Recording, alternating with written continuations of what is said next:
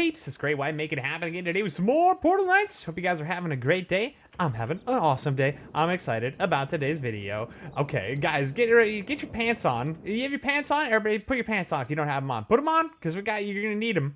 You're gonna need to hold on to this, something by the seat of your pants. I don't know what I'm trying to say. Let's jump into it. So this is our tour video for the tower defense we made. If you guys haven't checked out the trailer, go check that out on my channel. If you guys haven't checked out a like playthrough, check out the Chill Guy. He makes Portal Knights content. He's super cool. I watched him play through it, and watching him play, I learned that there are some things that I didn't do very well, particularly well in this build, that I'm definitely gonna use as sort of a guide for doing things better next time around. But that's not the point of this video. I just want to give you guys a quick tour. We're not going to go into a lot of detail today, and we're not going to go into a lot of detail about how things work.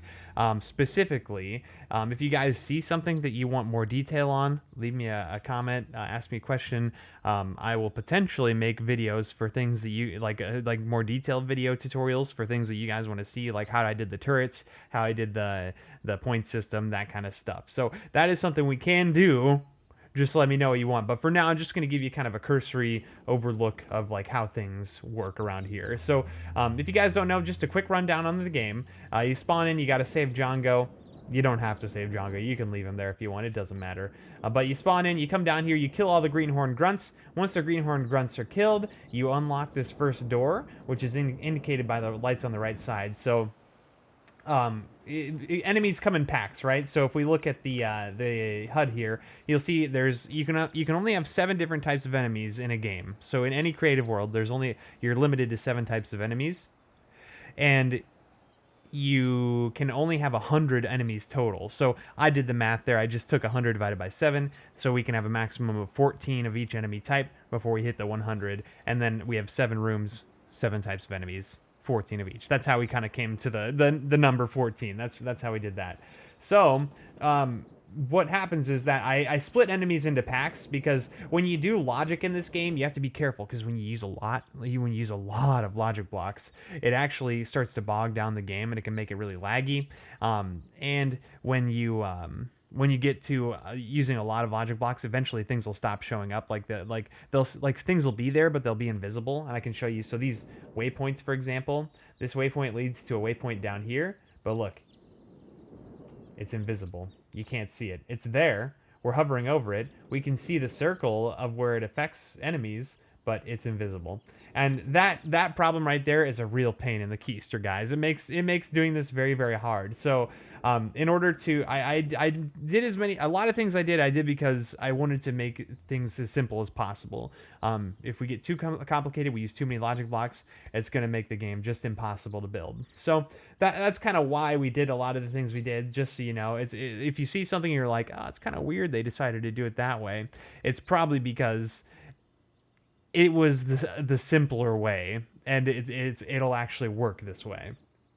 So that being said, you kill 14 enemies. Every time you kill all of one enemy type, so all 14 greenhorn grunts, it's going to give you one of these points on this side of the portal. And once you light up all the lights that are on this side of the portal, in this case 1, but the next room is 2, the next is 3, 4, 5, 6, and 7, and so on. Once you light up all those lights, then you move on to the next room. And once you kill a whole pack of enemies, you also fill up this side, and this side is actually the currency that you spend on turrets. So you get 7 points, and you can buy 7 turrets. You want 7 more points? Well, you need to kill a whole pack of enemies, and that'll give you 7 more points. So points aren't super hard to come by. In hindsight, I might have done it differently, just because you do get so many points. You get so many points so fast that it almost is pointless to even have this.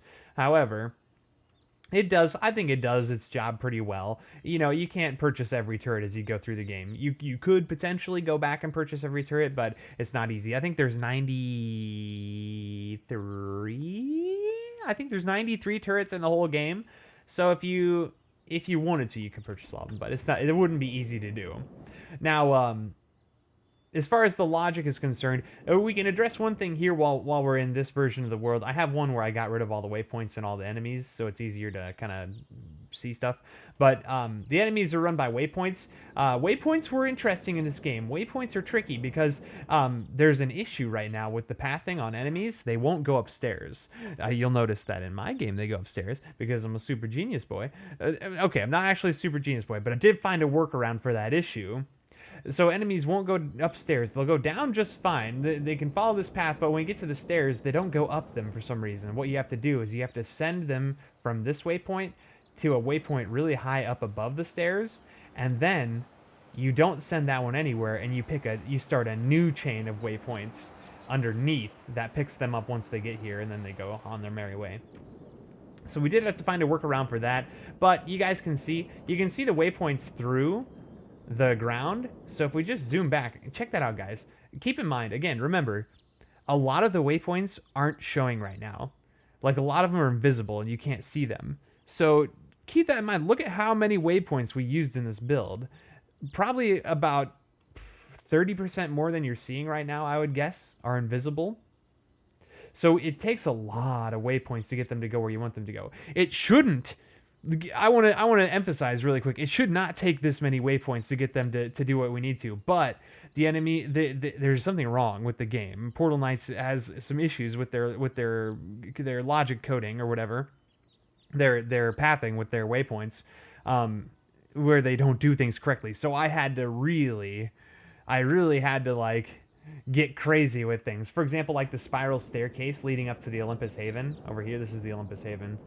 The spiral staircase leading up here. Look at how many points I had to use. I had to do that stupid stair trick for every single step. So this one will lead up here, and then it stops, and then we have to start a new one where this one leads up here and it stops. Do a new one, leads up here and it stops. The workarounds, guys. There were so many workarounds for this game that we had to do.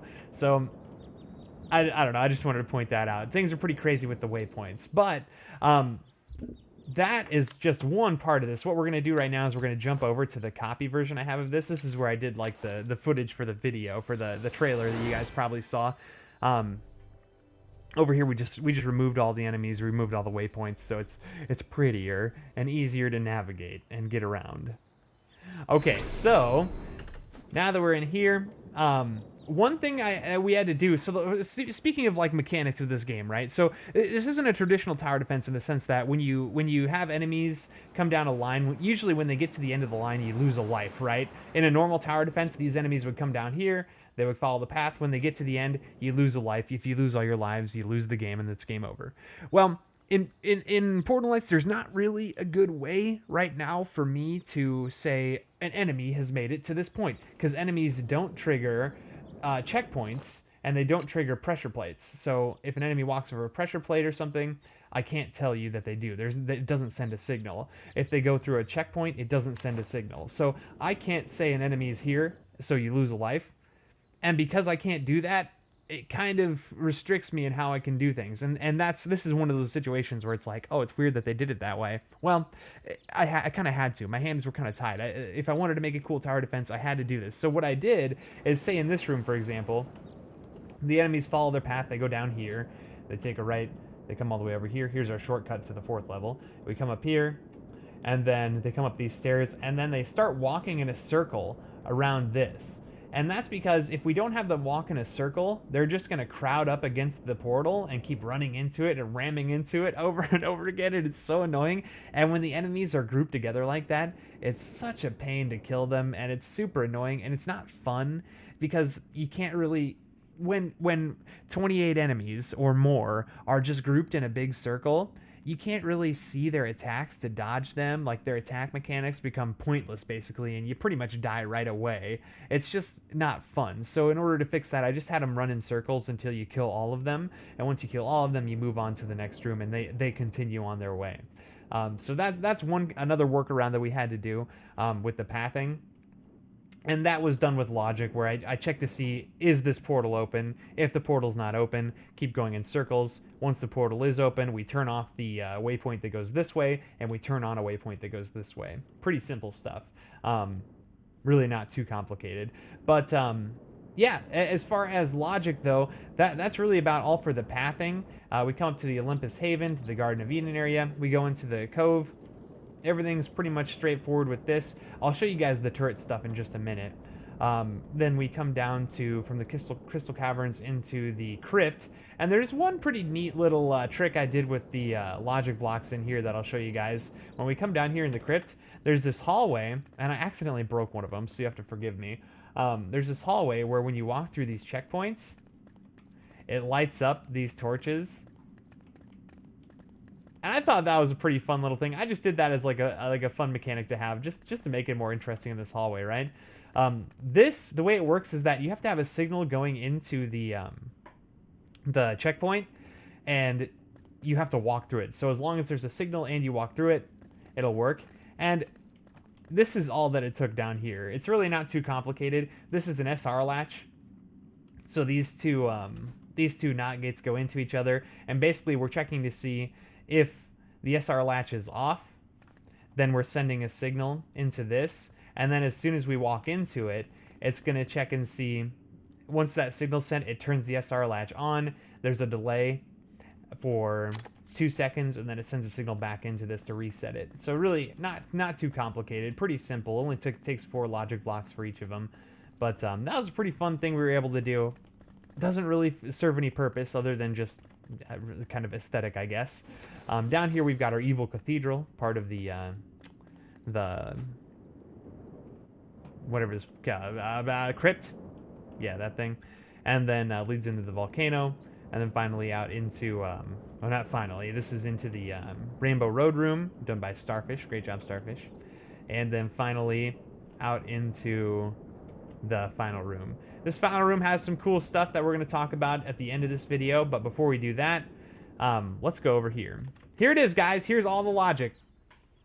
Everything related to logic is over here. So let's, I'm not going to go into details because it's just going to get confusing. I'm going to sound like an idiot because I don't really understand how all of it works exactly, because it's been a really long time since I've done it. But I can explain what each part is and what it kind of does. So starting from the left over here, this is our game load timer. So when the game loads, I have a NOT gate on this timer. So as soon as the game loads, this timer will be off. This NOT gate looks at it, it says, oh, this timer's off, and it turns it on. And so as soon as the game starts, boom, we have a signal. We have a signal that we can do stuff with. And then with that signal, I turned it into a short pulse with this chain of NOT gate, NOR gate, AND gate delay. Using this, I created a chain, a short pulse rather. And using that short pulse, I do a few things. I spawn in the greenhorn grunts for the very beginning so that they're ready to go and get killed. And then we also reset the point system, because with the point system we're using, if we don't have reset it at the beginning, for some reason it says you have 2 points.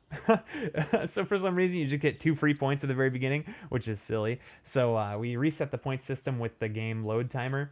And that's kind of what that does, right? This is just a reset button, so this just resets the whole game. This is just for my use while we're building the game. If I'm testing something out or whatever, I can reset the whole game while we're working on it. Kind of working our way over. This is the turrets, right? So the turrets are pretty cool. The turrets are really not too complex. It looks a little crazy right now because what you guys might not know is that there's actually 3 levels to the turrets. You can upgrade them twice. So they come with their standard fire rate. You can upgrade them 2 more times to increase the fire rate and make them more effective. I decided to leave that out of the final game because there really wasn't a good way to implement it, I found. Because the level 1 turrets did just a fine job of killing all the enemies by the time they got to you at the end, so I didn't think it was really worth it. That was my opinion, at least. But it was pretty cool that you can do different levels of turrets. You can upgrade them, so that's pretty cool. It's really not too complicated. We just have a pulse generator, which is just this delay. This shoots every 1 second. So every 1 second, we look and see if level 1 is turned on, and this pulse generator shoots. Then boom, it shoots. See, I mean, you can watch it. That's what this AND gate is. It's checking to see if this pulse generator has pulsing, and to see if this level 1 timer is on. And there it is. If we upgrade it, it comes over here, and it does the same thing, but this pulse generator is set to every 0.5 seconds. Yeah, pretty straightforward. Really not too complicated. And then level 3. Yeah. Pretty simple stuff, guys. Really not too complex. But we can reset it, I believe, by going like that. Yep, sure enough. Okay, cool. And then the light turrets. These light turrets aren't too complex. They do the same thing. We have the same kind of pulse generator like we had before. But in addition to the pulse generator that's shooting off every, like, 10 seconds, I think. Let me check. Yeah, every 10 seconds. We also have this guy. This is our... So... For the 3-round burst and for the light turrets, the ones that shoot 10-round bursts every 10 seconds, these ones, they all shoot at the, like, the time between fires is the same. So I used one pulse generator at 0.1 seconds. That's the speed of the bullets firing. So you'll see, if we have the light turret and the ice turret firing at the same time, you'll see the bullets actually fire at the same time because they're both being triggered by this thing right here. But they kind of work the same way. So there's a pulse that tells it to fire every 10 seconds. That pulse is just a short pulse. It's a 2-second pulse. So for 2 seconds, this is firing every 0.1 seconds. It's not actually every 0.1 seconds. It says 0.1 seconds, but it's not actually that way. The game kind of lies a little bit, but you guys get the idea. And then these have 3 levels too. You can upgrade, and they just shoot faster. That's all. Really not too complex.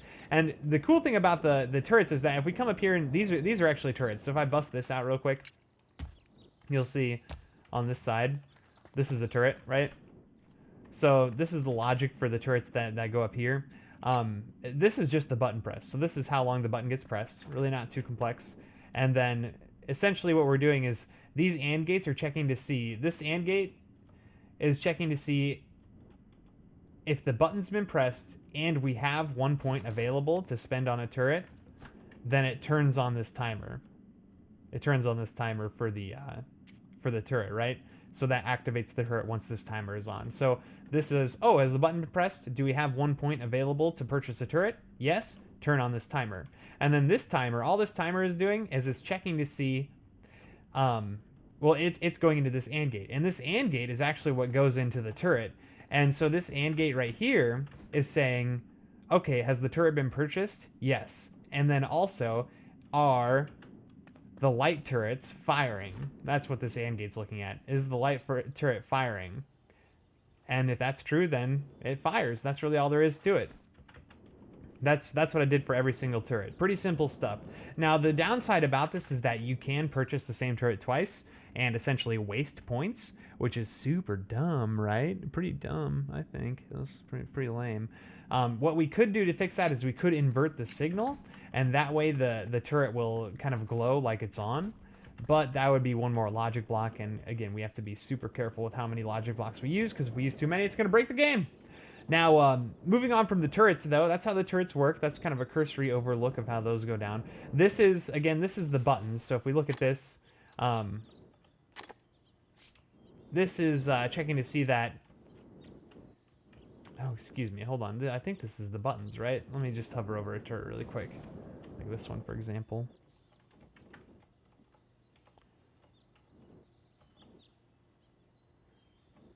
The turret's on. Okay. Firing.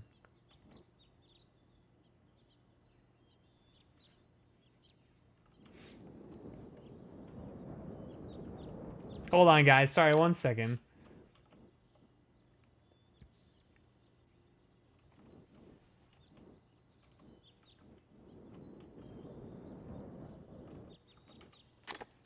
The AND gate. Yeah. Okay, it's coming from the AND gate. Okay. Oh, man, guys, sorry. It's been a while since I did this, so I have to kind of remember. So this is checking to see that the button's been pressed and the... And we have a point. Okay, yeah. Okay. Yeah, so this huge chain of OR gates is checking to see... every single button press... And so when we press the button, if the button's been pressed and we have a point to spend on a turret, for every single turret, those all send a signal to this huge chain of OR gates. So every time one of those buttons get pressed, it triggers this, which turns that button press into a 0.1 second pulse, and that spends a point. This is where we spend a point. So where are the points? Well, these are the points right here. 1, 2, 3, 4, 5, 6, 7. Here's our 7 points for buying turrets. And these are set up as like kind of a domino effect. So as they fill up this way. 1, 2, 3, 4, 5, 6, 7. They fill up that way. And as you spend them, it removes this one, and then this one kind of slides down. This one slides down, slides down, slides down. So it's kind of a domino effect. They go all the way down, right? So when you press the button and we have a point to spend on turrets, it sends a quick pulse here to turn off this point, and then they kind of slide down. That's how you spend a point, right? So that's kind of the point system for buying turrets, right? Pretty straightforward, really not too complicated. And then I also check and see once you've killed a whole pack of enemies, we just turn all these on. That makes that pretty simple. Now, speaking of enemies, this is the enemy side of things. This is where the enemies are kept track of. All of these AND gates you see here, this is where the enemies go in. So all of the greenhorn grunts will be attached to each of these. There's 13 of them, or 14 inputs, one for each greenhorn grunt, and then each other enemy type as we go to the different levels. And basically what these are AND gates that are hooked together. So these are chained together so that it'll only send a signal when all of the greenhorn grunts are dead. So as soon as all the greenhorn grunts are dead, we turn that into a short pulse, which is going to trigger a timer that 50 seconds later will then respawn all of the greenhorn grunts again. That will also send a signal over here to our unlock points, right? So on the right side of the portals, you guys remember, there's points that indicate whether or not a portal is unlocked. These ones over here. So once you kill a whole pack of enemies, it ticks one unlock point, and it triggers the enemies respawning 50 seconds later. And then what we do is we see if the, say, the second room is unlocked, if all the enemies from the second room are dead, which they are initially, they're sending a signal they're dead, and the second room is unlocked, it spawns the second group of enemies, and it kind of just goes as a chain all the way down these. And that's pretty much how that one works. It's really, this is probably the most complicated part of this one. There's kind of a lot going on here, but that's essentially at base level how that one works. I could go into more detail. If you guys want more detail on this one, let me know in the comments section. But I mean, this is probably, I would need to jog my memory a little bit on this one, because there's these things you see, the NOT gate, delay, NOR gate, and then the AND gate. These are all pulse generators. This takes a constant signal, turns it into a pulse. This one does too. So like, oh, there's just a lot going on here, guys. So if you want more detail on this, let me know, or any other part of this, let me know. I can do like a tutorial video for any of these parts that you guys see that you might want to know more about. But that's really about all there is to it, guys. All the logic's contained in this little spot here, and then each turret has its own little bit of logic, and that's really the whole game. And also, if you're curious, this is a small world in Portal Knights. So when you make a world, you can pick the size. All this is fit into a small world. So this big, huge adventure we've created is all inside just a 128 by 128 area. So that's pretty cool. I think we did a pretty great job. You can see the volcano is kind of a funny shape. I think it turned out awesome. I'm pretty happy with it. I hope you guys like it too. That's going to be the video for today though, guys. Make sure you like the video if you did like it. Subscribe to the channel if you haven't already. Again, leave me a comment if you have any ideas or suggestions or thoughts on anything. If you want some video tutorials on anything specific in this, I'd be happy to do that. But I'll look forward to talking to you in the chat. But thanks for watching again. And you guys have been a pleasure as always. Hope you do have just the best kind of day. See you later, dudes.